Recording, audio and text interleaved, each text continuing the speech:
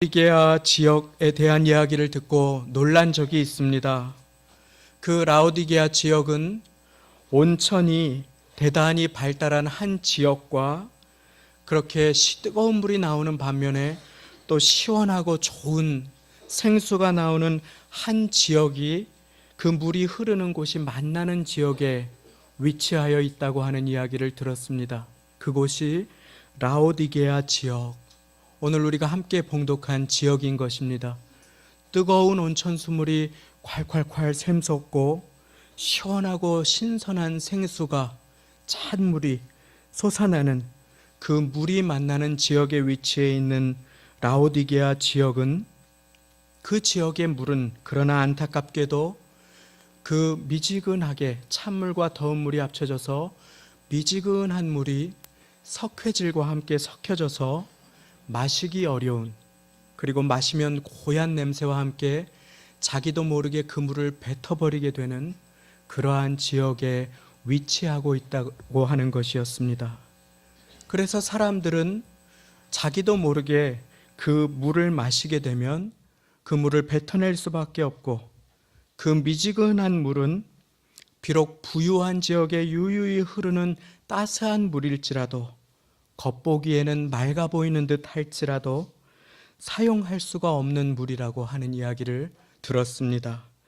빨래를 해도 옷이 더러워지고 냄새가 나고 마실 수도 없으며, 세수를 해도 석회질 때문에 안질에 걸리게 되는, 그리고 눈이 멀게 될 수 있는 그와 같은 물이 흐르는 지역이 바로 라오디게아 지역이라고 하는 그와 같은 이야기를 들은 적이 있습니다.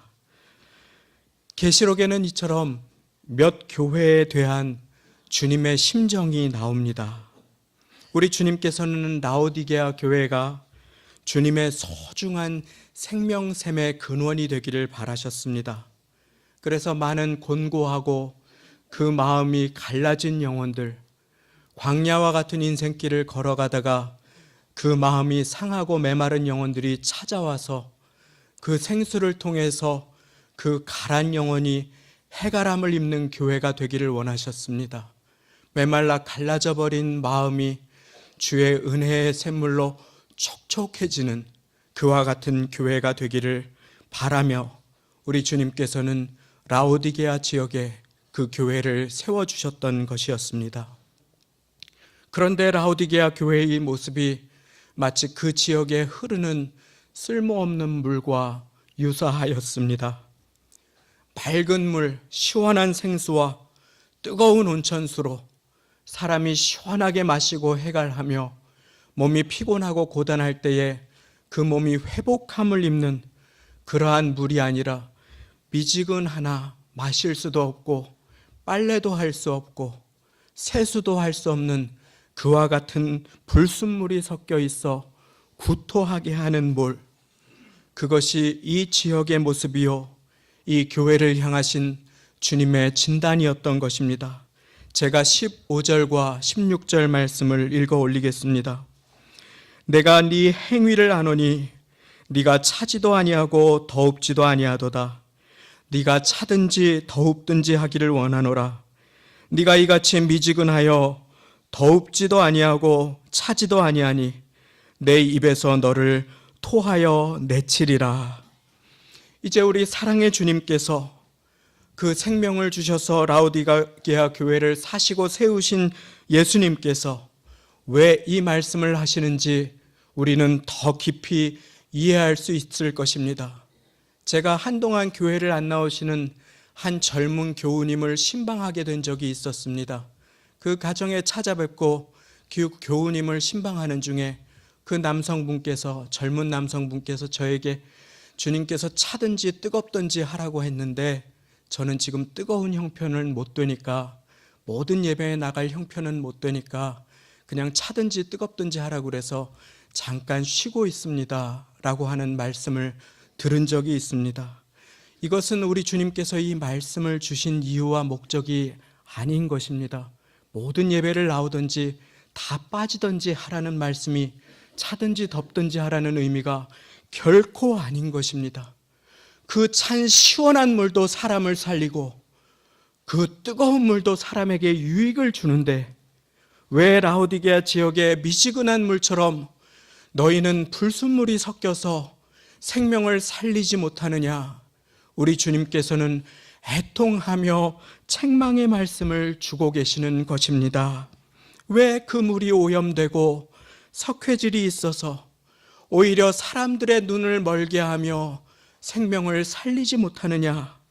뜨거운 물이라면 빨래라도 할 수 있을 텐데 왜 악취가 나느냐? 라고 주님께서는 그 물을 마시고 뱉는 그 사람들의 심정과 같이 그렇게 주님의 마음을 그 라오디게아 교회의 성도들에게 알려주고 계신 것입니다. 어쩌면 그들은 이렇게 스스로 생각했을지 모릅니다. 내가 이만하면 그래도 신앙생활 잘하는 것이지, 나 정도면 잘 믿는 것 아닌가. 그런데 오히려 그들을 향하신 중심을 보시는 예수님의 진단은 정반대였다고 하는 것입니다. 그들은 스스로 부유하게 여기고 뻑이었습니다. 그들은 잘 입고 치장을 하였습니다. 그러나 우리 주님께서는 말씀하십니다. 네가 부유하여 부족한 것이 없다고 하지만 네 곤고한 것과 가련한 것과 눈먼 것과 벌거벗은 것을 알지 못하는도다. 우리 주님께서는 중심을 보시는 주님이십니다. 그 주님께서 저의 중심을 보실 때, 그 주님께서 우리 각 사람의 마음을 보실 때 우리 주님께서는 어떠한 생각을 하시고 어떠한 심정을 말씀하시겠습니까? 오늘 이 말씀의 말미에는 귀 있는 자는 성령이 교회들에게 하시는 말씀을 들을지어다 라고 말씀하여 주십니다.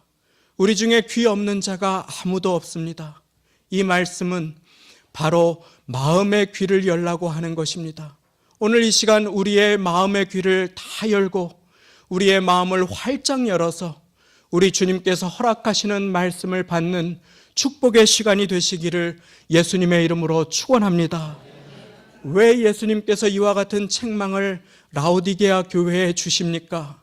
그 이유는 바로 예수님께서 그 귀한 교회를 사랑하시기 때문이라고 말씀하여 주십니다. 내가 사랑하는 자를 책망하노니 열심을 내라, 회개하라. 우리 주님께서 우리를 책망하시는 이유는 우리를 사랑하시기 때문입니다. 그러면 우리가 어떻게 우리 주님께 쓰임받는 생수가 콸콸콸 솟아나는 그러한 영혼이 되겠습니까? 메마르고 갈급한 심령이 나에게 찾아왔을 때 그 심령에게 은혜의 생명수를 건네는 우리 주님의 손길로 쓰임을 받는 그러한 인생을 살아갈 수 있겠습니까? 우리의 능력으로는 할 수 없습니다. 그러나 오늘 말씀에 그 해답이 있습니다. 우리 다 같이 오늘 읽으신 계시록 3장 20절 말씀, 3장 20절 말씀을 천천히 한 목소리로 함께 봉독하시기를 원합니다. 볼지어다 내가 문 밖에 서서 두드리노니 누구든지 내 음성을 듣고 문을 열면 내가 그에게로 들어가 그로 더불어 먹고 그는 나로 더불어 먹으리라. 아멘. 우리 하나님께 쓰임받는 인생을 사는 비결이 있습니다. 간절함과 뜨거움으로 다른 영혼도 주님의 보좌 앞으로 인도하는 복된 인생을 살 수 있는 비결이 있습니다. 그것은 바로 우리의 문 밖에 서서 우리의 마음 문을 두드리시는 그 주님 앞에 우리의 마음의 문을 활짝 여는 그와 같은 인생을 사는 것입니다. 우리 주님 앞에 마음의 문을 활짝 열 때 우리 주님께서는 누구든지 내 음성을 듣고 문을 열면 내가 그에게로 들어가 그로 더불어 먹고 그는 나로 더불어 먹으리라고 약속하여 주고 계신 것입니다. 그와 같은 인생은 광야와 같은 인생길에 만나 되신 주님을 나의 마음의 힘의 원천으로 삼는 그러한 영광된 인생을 살아가게 됨을 믿으시기 바랍니다. 우리 생명수 되신 주님께서 그의 마음 가운데 시온의 대로로 임하여 계셔서 어렵고 곤고할 때마다 생명수 되신 주님을 마시게 하는 그와 같은 역사가 풍성하게 임하는 인생을 살게 된다고, 누구에게? 바로 주님의 음성을 듣고 주님의 말씀을 듣고 그 마음을 활짝 여는 인생에게 누구든지 그와 같은 은혜를 베풀어 주신다고 주님께서는 말씀하여 주고 계신 것입니다. 이 약속을 믿으며 주님 앞에 나아갑니다. 성화를 보신 적이 있으실 것입니다. 한 커다란 문이 있습니다. 그 문의 뒤는 춥고 음습합니다. 그곳은 햇볕이 들지 않습니다. 그리고 주님께서는 그 마음의 문을 다가가셔서 노크하고 계십니다. 그런데 그 문의 손잡이가 바깥에는 없는 성화를 보신 적이 많이 있으실 것입니다. 그 문의 손잡이는 안에 있습니다.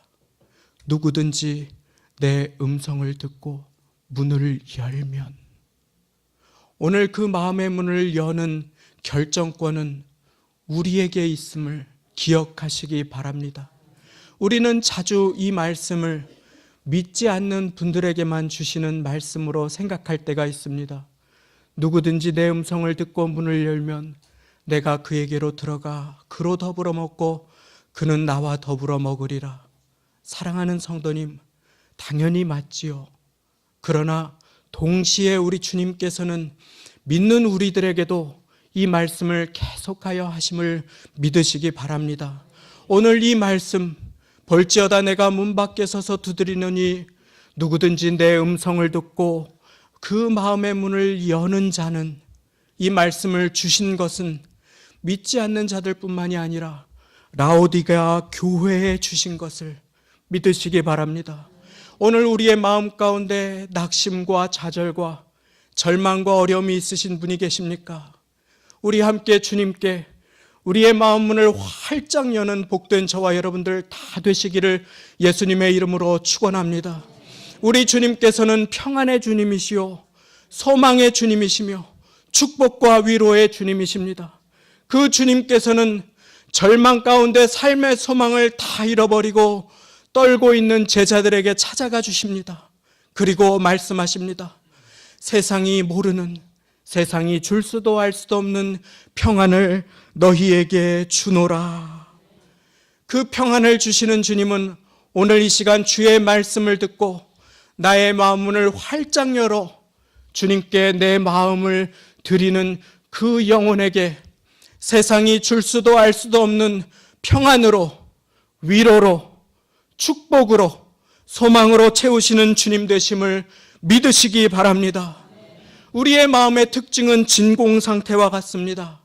우리의 마음이 주님의 음성으로 채워져 있지 않을 때, 주님의 말씀을 잊어버릴 때 우리의 마음은 불안이 주인 노릇을 하게 되고, 우리의 마음은 염려가 주인 노릇을 하게 되며, 우리의 마음은 물질이 주인 노릇을 하게 되고 탐심이 주인 노릇을 하게 되는, 그러면 라오디게아 교회와 같이 불순물이 섞여 있어서 주님께 쓰임받지 못하는, 생명수로 영생을 나누는 그러한 교회가 아니라 마시더라도 뱉어내버리는 그러한 물과 같은 안타까운 모습의 자리에 설 수밖에 없는 교회가 됨을 기억하시기를 바랍니다.